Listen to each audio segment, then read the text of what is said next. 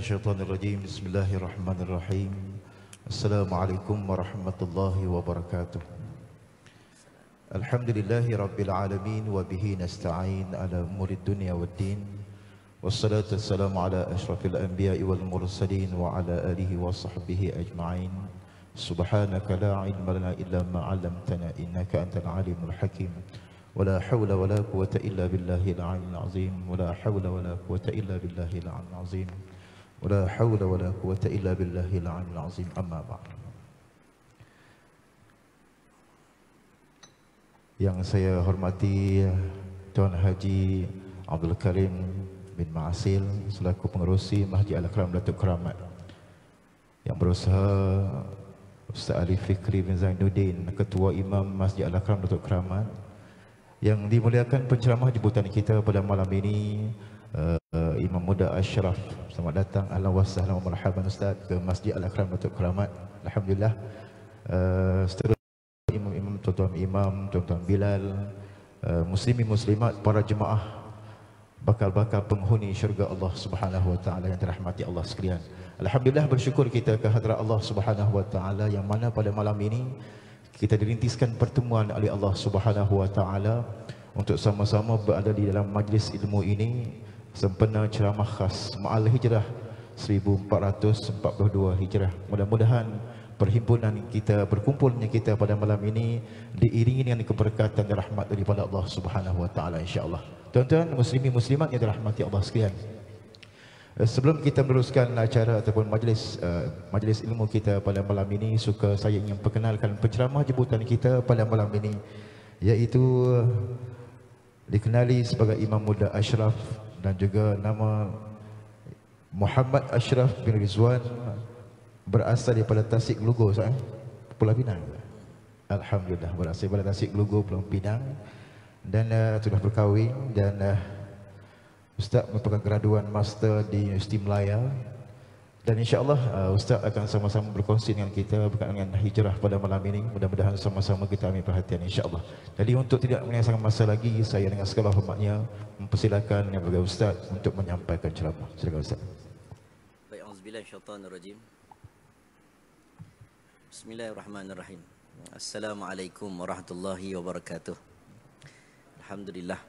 Wassalatu wassalamu ala asyrafil anbiya'il mursalin Sayyidina wa maulana Muhammadin wa ala alihi wa sahbihi ajma'in. Rabbi syrah li sadri wa yassir li amri wahlul 'uqdatam min lisani yafqahu qawli. Allahumma faqihna fid din wa 'allimna at-ta'wil wa hadina siratal mustaqim. Terima kasih pengerusi majlis yang saya hormati, Tuan Imam Masjid Al-Akram, Tuan Pengerusi Masjid, ahli jawatan kuasa, hadirin hadirat muslimin dan muslimat yang dirahmati Allah sekalian. Alhamdulillah. Sebelum tu saya ucapkan selamat menyambut tahun baru hijrah, yang mana tuan-tuan datang pada tahun ini. Dalam kalender Islam kita, ini adalah hari yang pertama kita.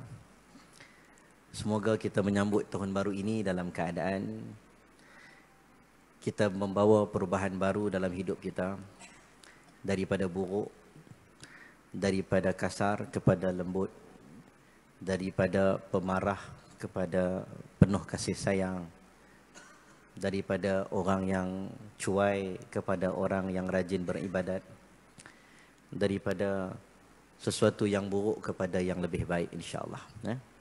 Alhamdulillah. Pertamanya kita syukur pada Allah kerana Allah melimpahkan rahmatnya untuk kita pada malam ni. Taufik dan kasih sayang Allah, dipilihnya kita untuk berada dalam majlis yang baik pada malam ini. Tanpa taufik daripada Allah Subhanahu wa taala, saya dan tuan-tuan tidak akan ada di sini pada malam ini. Jadi pada malam ini kita sambut awal Muharram. Kita panggil awal Muharram, ada orang panggil Ma'al Hijrah, ada yang panggil apa? Tahun baru lah. Awal Muharram kerana masuknya satu bulan, ataupun kita panggil bulan yang sama lebih kurang macam bulan Januari. Faliqul isbahi wa ja'ala al-laila sakana wasyamsa wal qamar. Al-Quran menyebut matahari dan bulan. Faliqul isbah wa ja'ala al-laila sakana wasyamsa wal qamar. Matahari dan bulan, dia menjadikan kita ini boleh menentukan tempoh waktu tertentu. Tempoh waktu tertentu. Yas'alunaka 'anil ahillah. Orang tanya kepada Nabi dan Quran pun explain, sekiranya mereka bertanya kepada engkau tentang anak bulan ahillah. Qul hiya mawaqitu lin-nasi wal hajj. Bulan ini boleh menentukan tempoh waktu tertentu. Subhanallah. Mukjizat Allah Subhanahu wa taala. Putaran matahari dan bulan exactly daripada dulu sampai hari ini tak lari 1 detik 1 saat. Bayangkan kalau lari 1 saat pada tahun dulu, entah berapa waktu yang kita dah tersilap. Ini mukjizat Al-Quran membenarkan apa yang berlaku atas muka bumi ini. Kemudian Allah Subhanahu Wa Taala menciptakan setahun ada 12 bulan. Dalam mana-mana kitab Taurat dan Injil dia tak sebut kata kami ciptakan setahun 12 bulan. Dan juga beberapa kitab zaman dahulu tak cerita setahun ada 12 bulan. Quran dia sebut dengan clear. Inna iddatash syuhur indallahi 12 syahran fi kitabillah yauma khalaqas samawati wal arda minha arba'atun hurum. Ada bilangan di sisi Allah, ada bilangan setahun ada 12 bulan. Kalau siapa yang mengaji ilmu tafsir, kaedah tafsir, ada perbahasan ulama apabila dalam Quran menyebut number dan angka-angka tertentu. Kadang-kadang Quran nak sebut banyak, dia sebut 7. Mathalul ladzina yunfiquna amwalahum fi sabilillah kamathali habbatin anbatat 7 sanabila fi kulli sumbulatin mi'atu habbah. Ada ketika Quran sebut bilangan sederhana banyak. Contoh bila dia sebut tentang umur, hatta idza balagha ashuddahu wa balagha 40 sanah. Ada orang umur 40 tahun. Ada cerita, sekali kita sambung sikit kita boleh cerita ni tentang hijrah, tentang orang yang meningkat umur 40. Dan apabila dia sebut bilangan-bilangan tertentu 4, 1, 2, ini satu mukjizat Quran. Kerana orang Arab dia ada satu istilah. Istilah yang dipanggil wawu ats-tsamaniyah, waw yang ke-8. Ni Arab jahiliah dulu. Tuan-tuan, dia ada satu istilah dipanggil wawu tsamaniyah, waw yang ke-8. Apa maksud waw yang ke-8? Maksud dia apabila orang Arab dia kira 1, 2, 3, 4, 5, 6, 7 tu dah kata banyak dah. Kan 7 petala langit, 7 petala bumi. Ini istilah bahasa Arab nak gambarkan banyak. Bila masuk 8 dan ke atas, dia tak kira 8, 9, 10, 11. Dia akan sebut 8 dan ke atas. Punya malas nak kira Arab jahiliah. Sebab itu bila Quran datang dia sebut tentang 4 ashhurin wa 10, 4 bulan 10 hari wanita ihdad berkabung. Perkataan number dalam Quran dia satu mukjizat yang menjadikan Quran itu nampak gah, nampak hebat. Dan dia sebut 12 bulan. Kita dah lepas bulan yang dipanggil Zulqa'dah. Zulqa'dah, Qa'dah duduk. Orang Arab duduk tunggu orang buat haji. Datang bulan Zulhijjah. Wal fajr wa layalin 'ashr. Demi fajar dan demi malam yang 10. Sebahagian ulama mengatakan bahawa malam yang 10 itu adalah 1 hingga 10 Zulhijjah. Dan kita pun berebut-rebut dengan puasa hari Arafahnya. Dengan kita pun tak pergi haji tahun ni 8 orang bang. Ada masjid ni wakil seorang pergi haji ada? Ada haji. Ada wakil masjid ni seorang pergi haji? Tak ada. Haji duk anggur saya ada ingat betul dah. 8 orang saja dalam Malaysia kan. Wa adzin fin nas bil hajj ya'tuka rijalan wa ala kulli dhamirin ya'tina min kulli fajjin 'amiq. Nabi Ibrahim alaihissalam apabila Allah menyebut bila menyeru maka mereka akan datang. Daripada mana mereka datang? Daripada negara besar, negara kecil, naik jalan kaki, naik unta Daripada lorong kecil, lorong besar, mereka akan pergi tanah suci Mekah. Sampai hari ini orang berebut nak pergi. Berkat, tapi tahun ni tak dapatlah. Cumanya waktu itu orang Arab tertunggu-tunggu orang buat haji. Dinamakan bulan Zulhijjah. Dan bila habis saja, kita panggil macam festival. Bagi senang faham. Tuan-tuan bayang tak macam kita lah kalau kita penganjur sukan Olimpik contoh. Oh, bila nak habis ni, ada majlis penutup. Habis saja orang buat haji, orang pakat balik ke kampung. Seolah-olah macam habis perayaan tahun tersebut. Dan waktu itu mereka menganggap bulan Muharram seolah-olah bulan yang pertama. Tapi kalender tahun bila tak tahu. 1 kah? 2020 kah? 2018 kah? 14 berapa? Tak tahu. Sebab itu bila orang tanya Nabi Muhammad lahir tahun berapa, jawapan yang dia beri mengikut peristiwa tahun tersebut. Itu yang orang tanya, Nabi Muhammad lahir bila?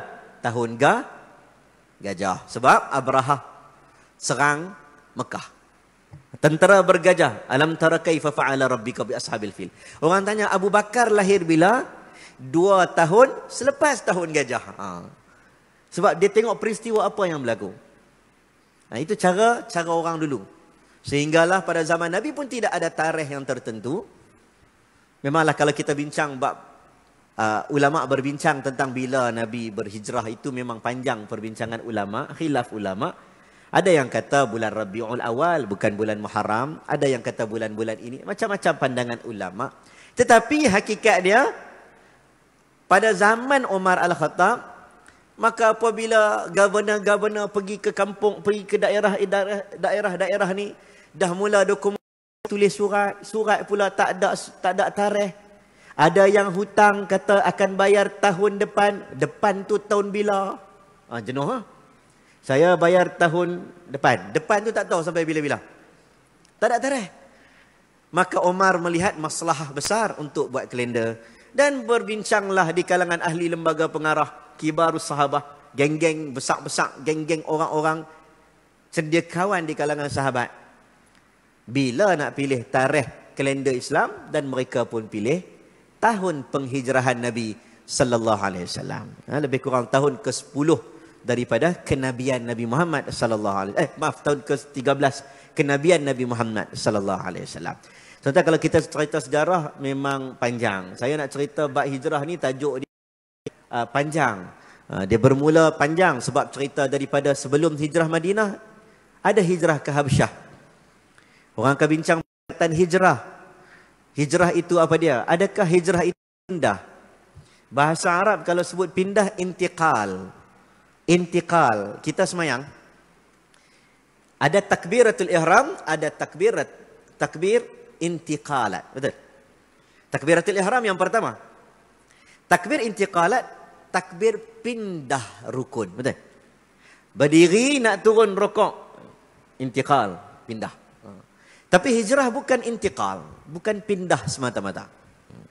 Ibnu Hajar Al-Asqalani dalam Fathul Bari menyebut hijrah itu adalah atarku, meninggalkan. Meninggalkan apa? Maka ulama pun bahagi maksud hijrah itu macam-macam maksud. Ada yang sebut hijrah terbahagi kepada hijrah jasadi, hijrah tubuh badan. Ada yang kata hijrah itu hijrah dengan niat. Nabi pernah menyebut la hijrata ba'dal fath. Tidak ada hijrah selepas pembukaan kota Mekah. Maka ulama pun bincang bab hijrah begitu panjang. Saya tengok tajuk malam ni, dia tak ceritalah tajuk tentang suruh cerita sejarah. Sebab dia tengok time ni, tajuk dekat saya ni perubahan ke arah sifat yang lebih baik. Betul lah? Betul tak nak? Perubahan ke arah sifat yang lebih baik. Takut kita cerita sejarah daripada Mekah pergi ke Habsyah, jumpa Raja Najasyi, 2 rombongan. Rombongan pertama berapa belas orang, 12 orang.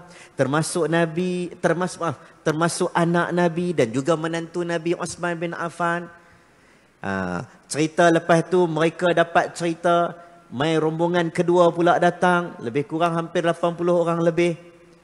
Kemudian datang pula cerita debate antara Raja Najasyi dengan pendeta-pendeta yang mana bagi tahu dekat Raja Najasyi, kata ni ada orang daripada Mekah hijrah, mereka ini tak suka kepada agama kamu. Orang buat fitnah dekat Raja Najasyi. Kemudian datang adik-beradik Nabi, dia berdebat dengan Raja Najasyi, bukan berdebat, dia explain, dia baca surah Maryam, panjang, cerita hijrah ke Habsyah. Itu satu. Mereka pula duk teringat Islam dah okey, tak ada lagi boykot dekat negara Mekah ni. Tak ada lagi peperangan, orang Islam semua dah okey. Mereka mula pulang balik ke Mekah, balik-balik tengok kena lagi, kena tipu rupanya, tak jadi apa-apa lagi, duk kena tindas lagi Islam waktu di Mekah. Habis satu peringkat. Nabi pula ambil pengalaman Nabi waktu Nabi pergi ke Taif. Nabi plan lebih kurang macam tu saja. Nabi pergi hijrah ke Taif, planning Nabi tak sama macam hijrah ke Madinah. Sebab itu dia tak nama hijrah, dia nama ekspedisi dakwah Nabi ke Taif. Nabi pergi ke Taif, Nabi pergi dengan Zaid bin Harithah. Tak plan macam hijrah. Tuan-tuan kalau baca planning hijrah, subhanallah. Walaupun Allah boleh bantu. Sebelum daripada Nabi hijrah, Nabi dah Isra' Mi'raj. Nabi naik Buraq. Maka ulama bincang, kenapa waktu hijrah Nabi tak doa pada Allah, ya Allah, bawa mai Buraq kat aku. Senang, tak payah 18 hari nak berjalan dekat padang pasir. Kenapa waktu hijrah tak ada Buraq? Ini pun ada hikmah dia. Isra, Mekah, Baitul Maqdis naik Buraq. Tapi Mekah nak pergi Madinah, kenapa tak naik Buraq? Isra, peristiwa khususiyah li Nabi sallallahu alaihi wasallam. Khas untuk Nabi. Khas untuk Nabi. Mi'raj khas untuk Nabi. Hijrah. Sebab itu orang sebut ma'al hijrah. Ma'a tu bersama. Nak berubah seorang-seorang tak jadi. Dia kena sama-sama kita berhijrah. Dan malam ini juga saya cuba kupas sikit-sikit kalau sempat. Bila orang sebut hijrah, orang selalu sebut tentang muhajirin. Perangai orang muhajirin sanggup berubah. Ramai orang lupa. Was-sabiqunal awwalun minal muhajirin wal ansar. Perangai orang ansar. Orang yang tolong orang nak berubah. Orang yang tolong orang nak berubah. Kita hanya suruh, berubahlah, jadilah baik sikit. You takkan lagi dah kerja tempat haram lagi. You kena kerjalah tempat yang okey. Berubahlah, takkan tak semayang, mailah semayang. Kita selalu fokus pada orang muhajirin. Orang yang suruh berubah. Orang tu berubah. Jarang kita fokus sifat orang ansar. Siapa nak jadi pembantu kepada orang nak berhijrah jadi baik? Jarang. Jadi ini panjang cerita dia.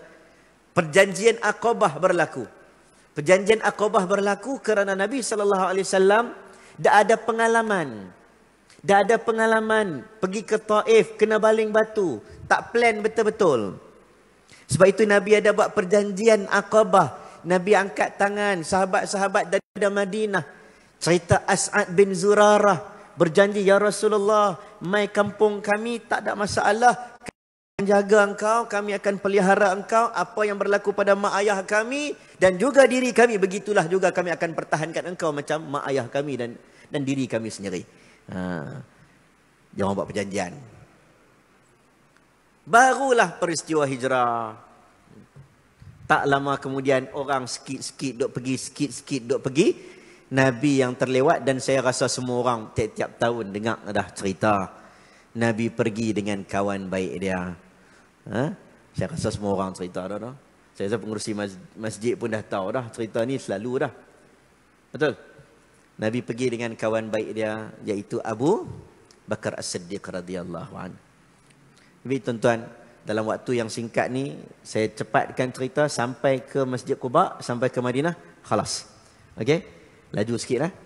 Nabi SAW, dia beritahu, Abu Bakar, engkau jangan pergi lagi, orang lain pergi dulu. Abu Bakar dah tahu, Nabi bagi syarat, kata dia akan pergi dengan Abu Bakar. Abu Bakar dah mula seronok. Abu Bakar pergi cari unta yang the best. Macam kita lah. Nak pergi mana-mana dah pergi ready siap-siap. Nak pergi Penang, get ready siap-siap. Kereta tak ada, pergi ambil kereta kawan siap-siap. Pakai Mustang. Macam Haji. Beli kereta siap-siap, get ready ni. Sebab nak pergi dengan Nabi, ikat unta. Sehinggalah Nabi datang pada waktu tengah hari. Dan ada peristiwa orang-orang Mekah waktu itu dah mula curiga. Mereka tak suka orang Islam. Mereka tak suka. Tapi bila orang Islam dah makin berkurang, seorang-seorang duk berhijrah, ingatkan okeylah. Okeylah, nak keluar, keluarlah. Nak keluar kampung kami, keluar. Tak okey juga. Tak boleh jadi. Kalau dia keluar pergi Madinah, dia akan buat benda lain. Kumpul kekuatan, serang balik kita. Ada cerita tentang Darun Nadwah berkumpul. Macam mana kita nak selesai Nabi Muhammad sampai ada cadangan untuk bunuh Nabi Muhammad.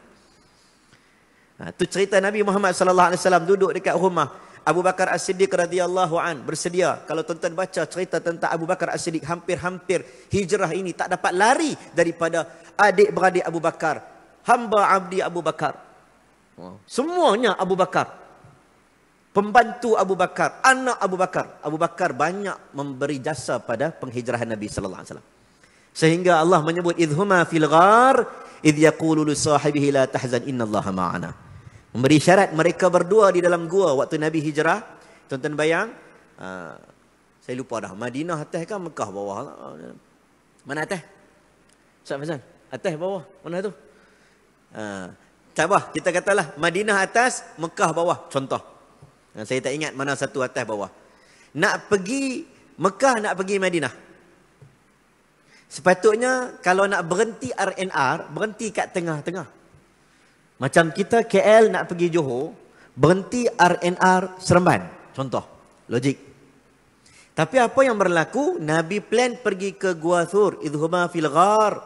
Gua Thur ni tuan-tuan, dia luar daripada jalan menuju ke Madinah.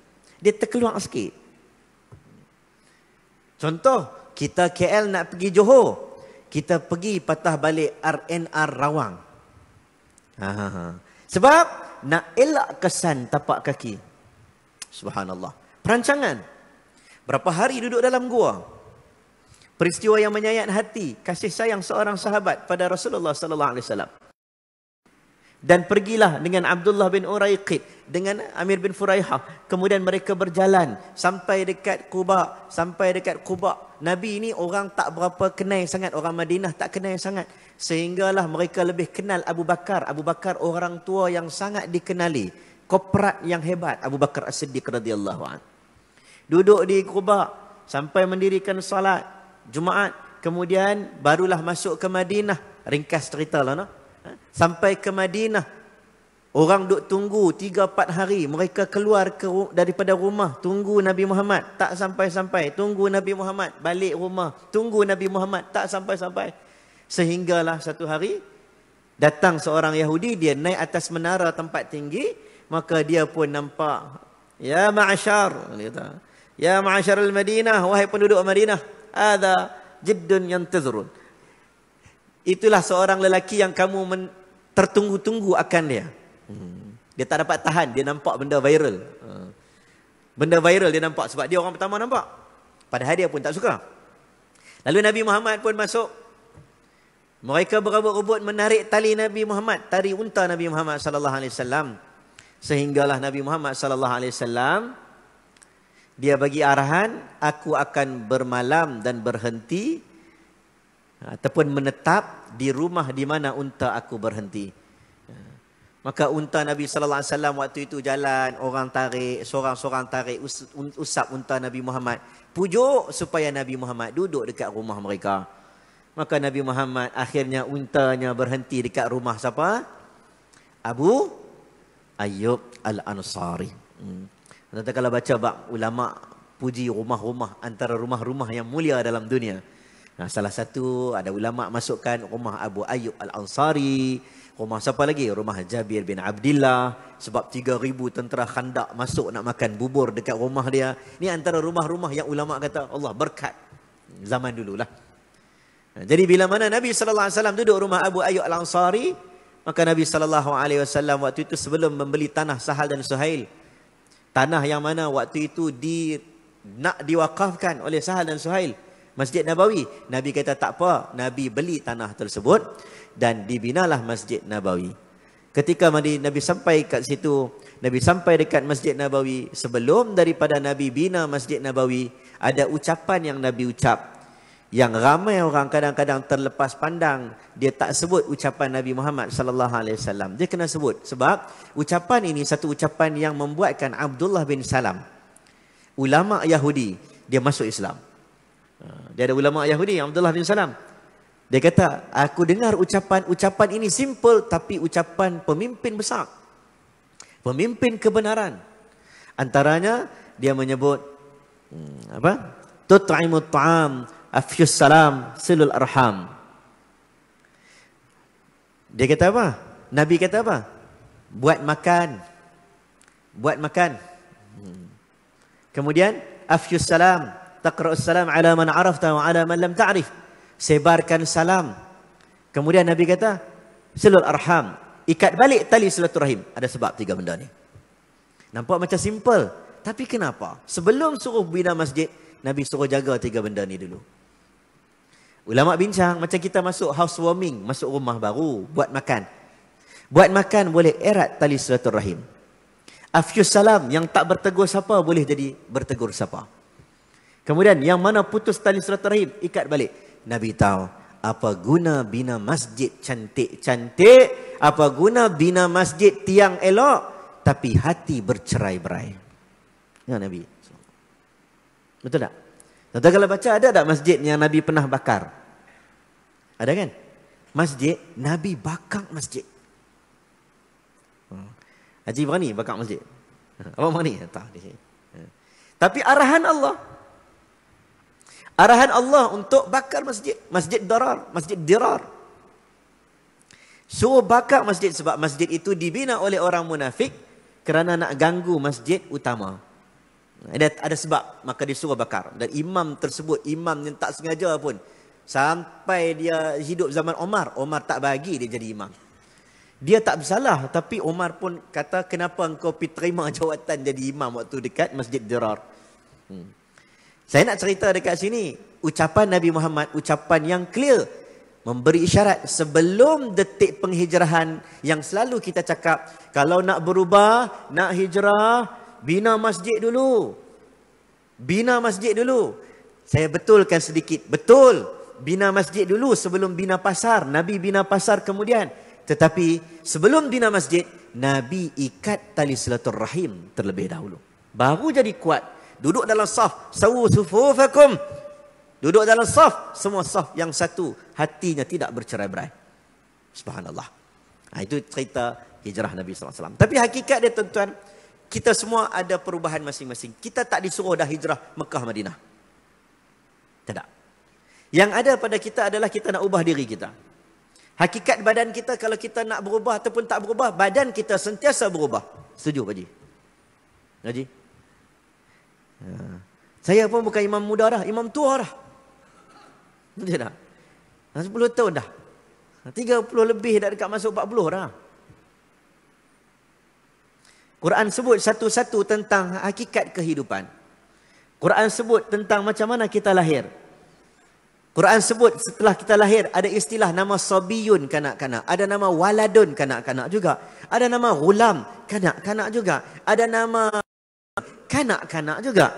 Quran sebut tentang fata, tian, remaja. Quran sebut tentang kibar, makin meningkat umur. Quran sebut tentang syuyukhan, syaikhan, orang tua. Quran sebut tentang orang yang ajuz, orang dah mula lemah. Quran sebut tentang ardhalil umur, orang yang sangat-sangat lemah. Quran sebut tentang hakikat kehidupan. Kamu lahir, satu masa nanti kamu akan rasa wa man nu'ammir hununakkishu fil khalq afala ya'qilun. Bila Allah bagi panjang umur kamu, maka Allah akan pusing balik, rotate balik macam kamu dulu, kecil-kecil dulu. Kecil-kecil kita pegang baby, saya pegang anak saya kecil duk lambung-lambung, mak dia akan warning. Mak saya akan warning kat dia. Tok Wan dia lah. jangan main-main dengan baby, tulang dia lembut. Betul tak? Tulang baby lembut.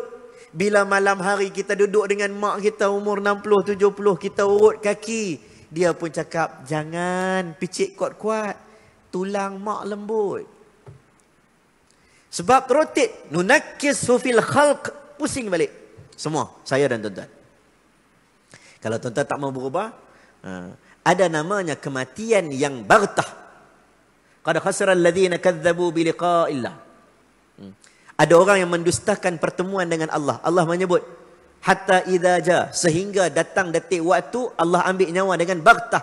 Biasa orang mati dalam keadaan dia hidup, dia kuat, 30-an, dia steady, dia remaja, dia makin lemah balik, dia turun-turun, dia penat, dia sakit, dia meninggal dunia. A'mar ummati ma baina 60 wa 70, kata Nabi. Umur umat Nabi Muhammad 60-70 tahun, lebih kurang tera-tera tu. Tuan-tuan kalau baca hadis Sahih Bukhari dan juga riwayat Ahmad pernah menyebut tidak ada ke'udzuran bagi orang umur 60. Ada sebahagian riwayat tidak ada ke'udzuran bagi orang umur 70. Ada warning daripada Nabi dan juga daripada Allah SWT. Apa maksud tidak ada ke'udzuran? Seolah-olah nak bagi tahu tak ada uzur lagi untuk orang umur 60 untuk buat maksiat pada Allah. Apa lagi peringatan untuk dia? Rambut dah beruban.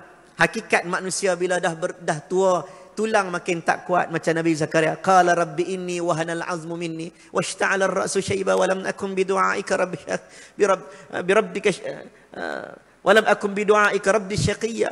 Aku ni tulang dah lembek, tak kuat, rambut dah beruban. Aku tak mungkin dapat anak, kata Nabi Zakaria alaihissalam. Hakikat dia manusia akhirnya akan fana. Akhirnya akan mati. Tuan-tuan beli Mercedes, orang kata Mercedes tahan sikit. Daripada kereta,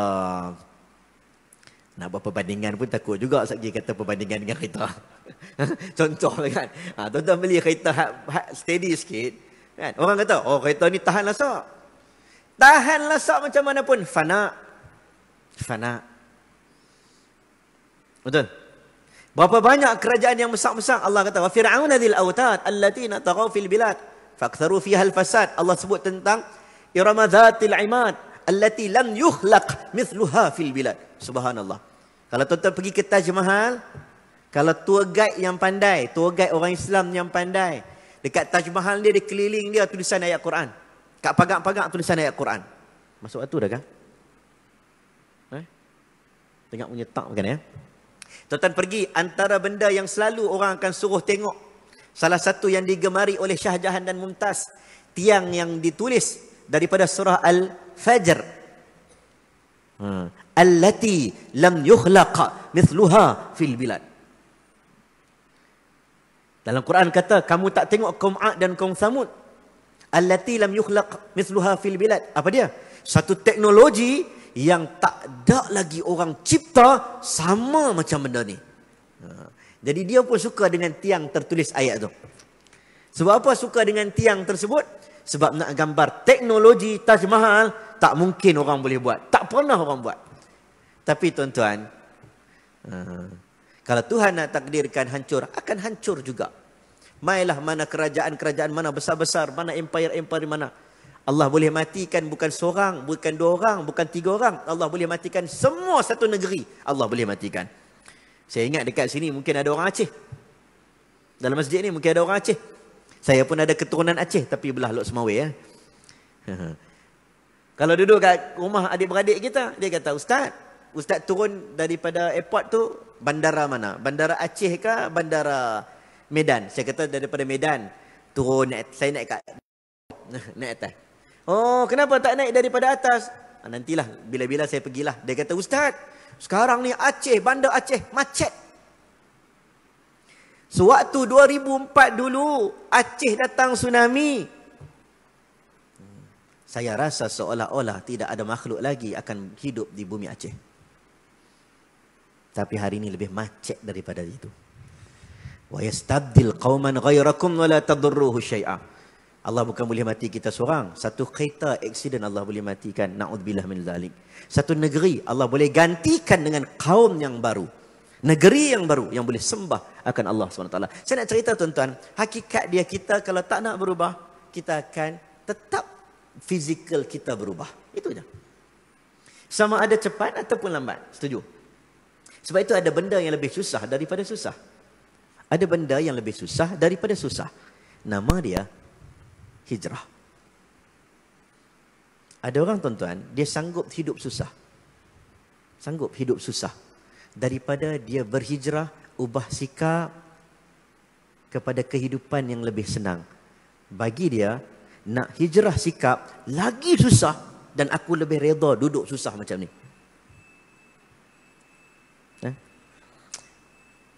Saya ambil lebih sikit ni. Sebab kita SOP kita tak boleh panjang kan. Tapi saya ambil sikit lepas azan. Sikit. Subhanallah, alhamdulillah, wa la ilaha illallah, Allahu akbar, wa la hawla. Allahu akbar, Allahu akbar. Allahu akbar,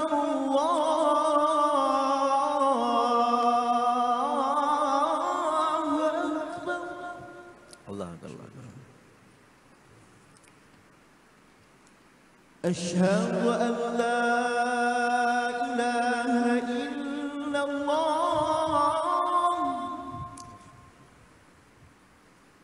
Asyhadu an la ilaha illallah.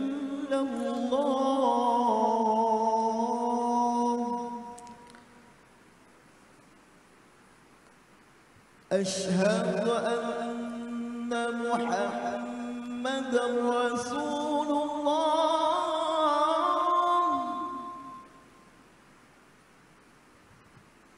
Asyhadu anna Muhammadan Rasulullah.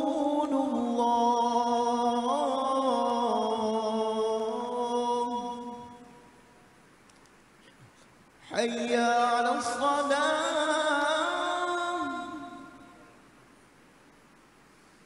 حي على الصلاة.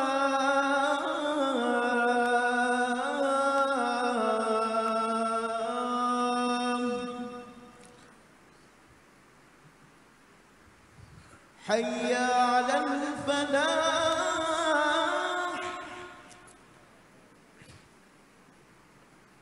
حي على الفلاح.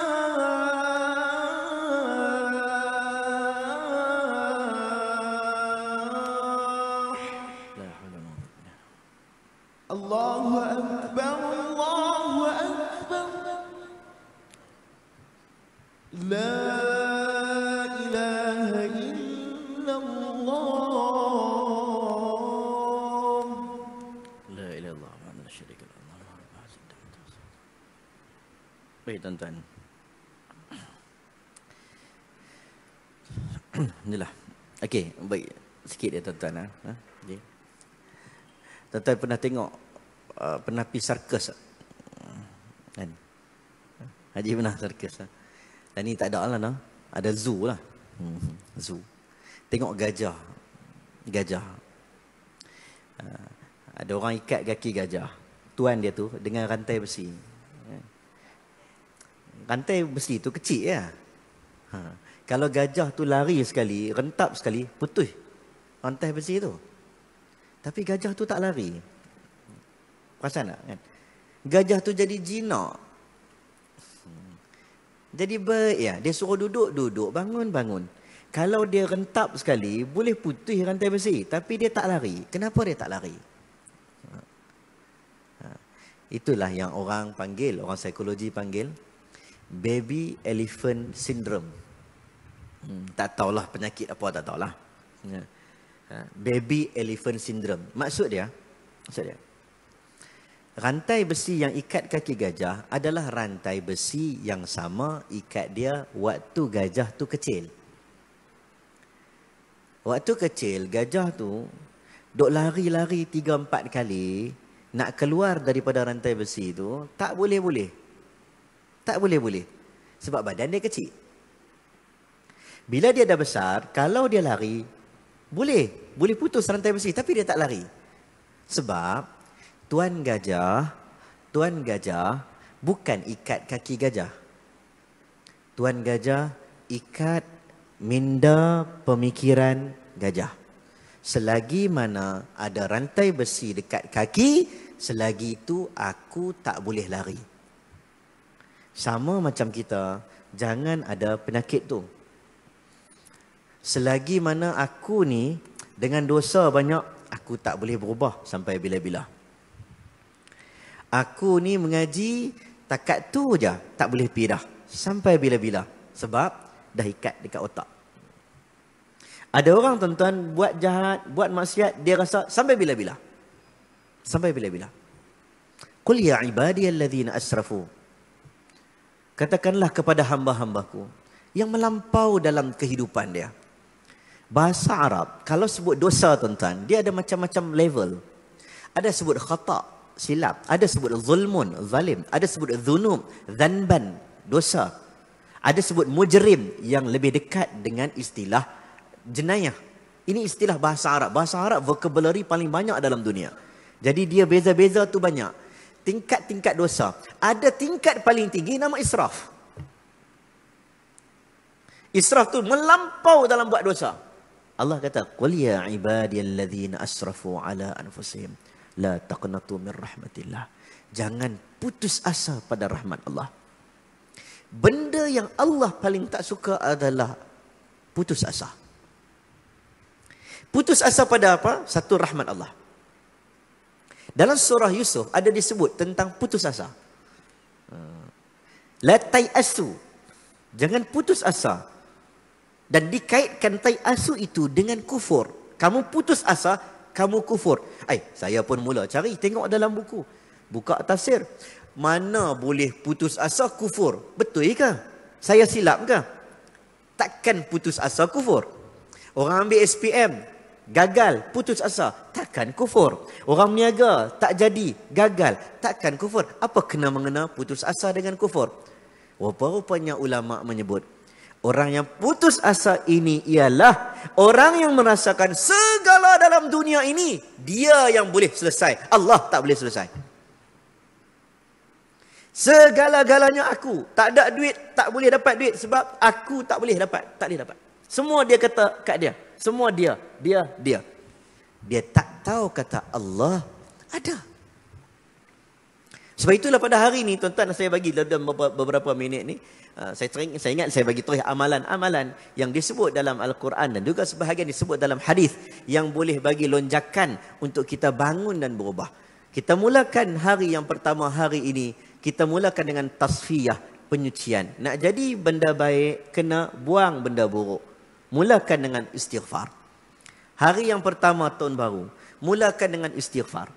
Nabi SAW istighfar dalam keadaan untuk ibadah. Nabi maksum, tak ada dosa, tapi dia istighfar. Sebab ibadah. Kita ni dosa, kena istighfar. Tu pun tak istighfar. Nabi paling kurang, sebahagian riwayat kata 70 kali, sebahagian riwayat kata 100 kali. Kita entah berapa kali. Dalam Sahih Bukhari, ketika mana fa'amma man utiya kitabahu biyaminih fasawfa yuhasabu hisaban yasira. Sebelum kita hisab, dia bawa buku kitab catatan. Orang yang baik, dia angkat tangan kanan, bawa buku tangan kanan, dia tunjuk ke orang. Report card yang membanggakan. Ada orang yang mana report card pegang tangan kiri, letak dekat belakang. Malu tuan-tuan. Malu. Bila kita bangun di padang mahsyar, kita akan dua rupa, dua wajah, dua geng. Bukan satu geng lagi dah. Bangkit jumpa Allah sorang-sorang. Walaqad ji'tumuna furada, sorang-sorang. Pengadilan sorang-sorang. Tapi ada geng dia, subhanallah. Fa ammal ladzina biyaddat wujuhuhum fa fi rahmatillah. Ada geng wajah putih berseri-seri. Fa ammal ladzina swaddat wujuhuhum. Ada geng wajahnya gelap seumpama dibakar oleh api neraka. Dah mula malu dah. Ni geng malu ni. Ketika mana dibawa buku catatan orang yang mana bawa dengan tangan kanan, subhanallah.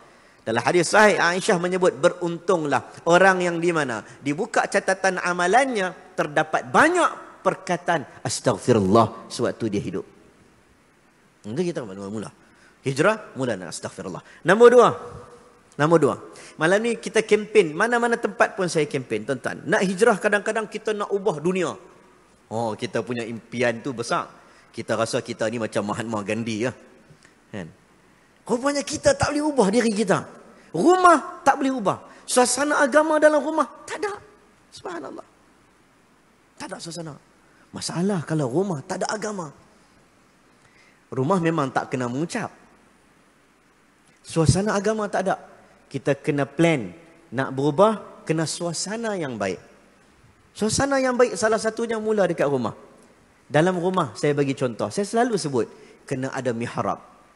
Mihrab ni ruang khas antara kita dengan Allah. Ruang khas.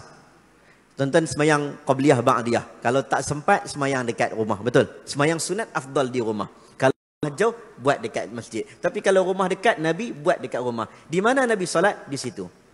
Di mana Nabi semayang tahajud? Di situ. Tempat khas. Ada dapur. Kalau kita ada tandas. Kalau kita ada ruang tamu. Semua tu tempat khas. Masak dekat dapur. Nak buang air dekat tandas. Nak relax-relax, masuk bilik, tidur atas katil. Betul? Semua ada tempat khas. Tapi sayang rumah kita, tak ada ruang antara kita dengan Allah. Tak ada. Nak ubah ni, nak hijrah ni, dia kena ada suasana. Macam kita masuk kerja, orang masuk kerja, kita ada workplace tak? Tempat kerja. Suasana bekerja. Nak study, kita pun ada meja study. Nak ibadat, nak dekat dengan Tuhan, tak ada. Ada masalah, tak tahu nak pergi duduk mana. Dan sekali kita duduk depan TV. Betul? Bila kita masalah, stres, duduk depan TV, buka-buka pula, 7 hari mencari cinta. Stres lagi. Lagi stres. Sebab itu, tak ada ruang. Tak ada ruang. Asingkan, tak payah besar-besar. Rumah Nabi lagi sempit. Dalam riwayat Ibnu Majah, katil Aisyah tempat sujud Nabi SAW. Menunjukkan rumah Nabi lagi sempit. Tapi ada ruang, ada khas. Subhanallah. Fanadathul malaikatu wa huwa qa'imun yusalli fil mihrab. Anna Allah yubashshiruka bi Yahya musaddiqan bi kalimatin min Allah wa sayyidan wa hasuran wa nabiyyan min salihin. Nabi Zakaria alaihissalam, dia berdoa pada Allah untuk dikurniakan anak. Tua, tak dapat anak. Akhirnya Allah bagi anak. Sebahagian ulama mentakwilkan, bukan takwil asma wa sifat. Ini takwilkan peristiwa doa Nabi Zakaria dan istrinya. Fanadatul malaikatu wa huwa qa'imun, berdiri salat. Yusalli fil mihrab. Suami dan isteri salat, berdoa dalam ruang khas. Sebahagian kata waktu itu Nabi Zakaria mihrabnya tempat yang tinggi. Ini perbincangan ulama, tak apa. Tapi kalau kita dalam rumah, mihrab itu tempat makbul doa untuk kita. Satu. Wah. Balik hijrah yang pertama, balik rumah, pakat-pakat dengan orang rumah yang kita cari ruang.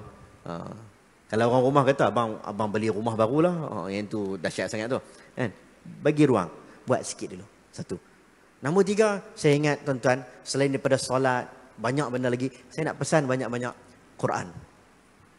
Termasuk untuk saya. Quran ni tuan-tuan, ajaib. Tak faham pun boleh menangis. Setuju? Setuju tak? Okay. Tak faham tapi teriak. Dia mukjizat. Dia mukjizat. Orang putih dengar Arab. Mama Duke, seorang penulis, dia karang buku dia tentang muzik. Dia kata, aku dengar Quran ni pelik. Nabi dapat wahyu, penulis lagu, dia kena ambil inspirasi. Duduk tepi bukit, duduk tepi tasik, tulis lagu. Nabi Muhammad dapat wahyu macam mana? Sedang tidur, dapat wahyu. Tengah jalan, sakit kepala, wahyu datang. Tak plan. Macam mana? Sedapnya Quran, dia kata. Dari segi muzik, dia kata bukan, orang dah bincang, Quran menurut sains, Quran menurut sejarah, Quran menurut matematik. Ni dia buat kajian menurut muzik. Muzik, rentak-rentak. Yang membuatkan orang boleh baca tak pernah boring. 17 kali baca Fatihah. Berapa ton Haji baca? Tak boring-boring baca Fatihah. Subhanallah. Apa dia kitab itu? Bunyinya sedap. Wan-nazi'ati gharqa, wan-nashitati nashta, was-sabihati sabha, fas-sabiqati sabqa. Kalau qalqalah, qul huwallahu ahad, Allahus samad, qul a'udzu birabbil falaq, min syarri ma khalaq, was-samaa'i wat-tariq, wa ma adraka mat-tariq. Kalau panjang belakang, amma yatasaalun 'anil naba'il 'azim alladhi hum fihi mukhtalifun. Dia kata mustahil Nabi duduk saja-saja, tak sengaja boleh tulis dengan begitu lengkap, detail dan sempurna. Mustahil. Saya pun buat point malam ni, tapi duk tengok-tengok macam tak sempat, saya tak baca point saya. Kadang-kadang takut terlepas. Kadang-kadang kita kena tulis mana satu, 1, 2, 3, 9 point contohnya. Tapi Quran mustahil bila nak cerita tentang siapakah yang diharamkan untuk lelaki bernikah, dia susun kena tepat, cantik. Hurrimat alaikum ummahatukum wa banatukum wa akhwatukum wa ammatukum wa khalatukum wa banatul akhi wa banatul ukht wa ummahatukum allati arda'nakum. Macam Nabi sedang baca teks. Diharamkan mak kamu, anak kamu, susunan. Wah, subhanallah. Jumpa dengan CEO Wasiah Shop, Tuan Haji Arifin itu. Buat faraid. Saya ni ustaz 20 tahun lebih duk buat pusaka orang. Duk kira harta pusaka orang. Subhanallah ustaz. Takjubnya saya dengan ayat wasiat, yusikumullahu fi auladikum lidzakari mithlu hadzil unthayain fa in kunna nisaan fawqa ithnatayn falahunna thulutsa ma tarak. 1/3, 1/4, 1/2. Dia kata sampai hari ni saya duk kalkulate matematik hukum faraid, tak pernah lari dia punya kaedah matematik. Subhanallah. Sebab tu saya suruh kita baca walaupun tak faham. Bukan nak suruh tak faham sampai bila-bila. Faham lagi bagus. Tapi kalau tak baca langsung, macam mana hidayah nak sampai? Bayangkan seorang lelaki peminum nabith Muhammad bin Maslamah Al-Qa'nabi. Dia minum arak. Dia minum nabith tu tak macam arak. Dia minum arak. Ketika mana dalam waktu dia tengah nak buat pesta minum nabith. Malam tu nak buat pesta minum nabith. Tiba-tiba dia nampak seorang lelaki yang diikuti dengan pengikut-pengikut. Dia tanya, siapa lelaki yang hebat itu? Dia ingat dia Abang Long Fadil dah. Tengok Abang Long Fadil 2 mai. Lagi dahsyat geng dia. Aku nak buat pesta minum nabith. Siapa lelaki tu? Orang cakap, tak kenal ke? Itu Syu'bah. Tak kenal kata. Haji, kita paling kurang lah. Rock macam mana pun. Ustaz Zaidus mesti kenal ya. Betul, paling kurang lah. Rock macam mana pun mesti kenal. Ni tak kenal. Syu'bah siapa dia? Dia tu ulama hadis. Subhanallah. Dia ni gangster. Dia pergi jumpa Syu'bah. Dia bawa pisau. Dia pergi acah kawan nama imam tadi tu. Dia kata, bagi dekat aku satu hadis. Tu imam pun kata, tak boleh. Sebab dia Syu'bah. Dia kalau bagi hadis, dia tengok siapa dia nak bagi hadis. Sebab an. Dia tengok siapa lalu nak bagi hadis. Aku tak kenal kau. Tak boleh bagi. Dia kata, jarrah tu aku akan cederakan kau kalau engkau tak bagi hadis dekat aku. Maka dia pun Allah bagi ratus ribu hadis yang dia hafal. Tuan-tuan, barakah hadis Nabi. Allah boleh keluarkan satu hadis yang dia baca. Fa illam tasdahi fasna' ma syi'ta. Kalau engkau tidak ada perasaan malu, maka engkau akan buat apa yang engkau suka.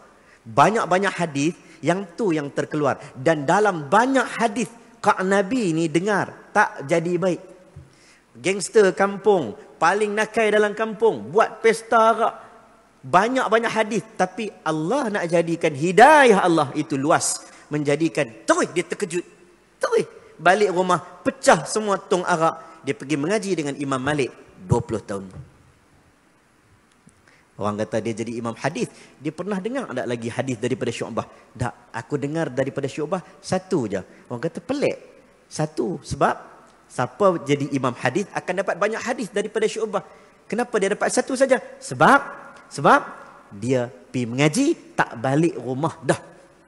Awthaqur rawi 'inda al-Muwatta'. Perawi paling thiqah dalam kitab Muwatta', Imam Malik. Subhanallah. Saya nak sebut tuan-tuan, benda ni hadis Nabi.